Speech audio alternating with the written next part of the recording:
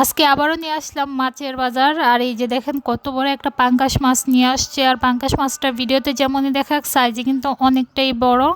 আর পাঙ্গাস আমার খুবই ফেভারিট, বলতে আমার কোনো লজ্জা নেই। অনেকে আছে নাক ছিটকায় পাঙ্গাস মাছ দেখলে, বা যে জিনিসটা হালাল সেটা খেতে কিসের আবার লজ্জা। যাক, কিছু মানুষ প্রকাশ্যে নাক ছিটকালেও আবার আড়ালে ঠিকই খায়, কিছু কিছু মানুষ, সবাই না। আর এখানেও ছিল ছোট ছোট বেবি ইলিশ। আর ইলিশটা আমার মোটামুটি আহামরি না, থাকলে খাই না থাকলে নাই, কোনো ফোর্স নাই, মানে কোনো রকমের আবদার নাই। পাঙ্গাসের প্রতি যেরকম একটা আকর্ষণ কাজ করে। আর এই যে দেখেন কত বড় বড় তেলাপিয়া, এই তেলাপিয়াগুলো কিন্তু একটা কাটলেই 15-16, অনেক সময় 17টা পিসও হয়। আর মোটামুটি বড় বড় পিসগুলোই হয়। তেলাপিয়া মাছ নিয়ে আসছে, পাঙ্গাস নিয়ে আসছে, আর ছোট বেবি ইলিশ। আর এগুলো কী মাছ আমি নিজেও নাম জানি না। আমি তো মাছের নাম আগের থেকেই জানতাম না, এখন কিছুটা মাছের নাম শিখছি কিংবা জানতে পারছি।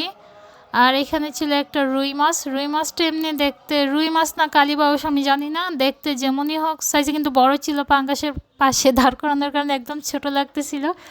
সাথে ছিল শীতের সবজি। আর এই শীতের সবজিগুলো দেখলে মনে প্রশান্ত লাগে। আর এই যে দেখেন মূলা, এটা কিন্তু আমার একদমই পছন্দ না, মূলা আমি একদমই খেতে পারি না, কিন্তু শুটকি দেওয়ার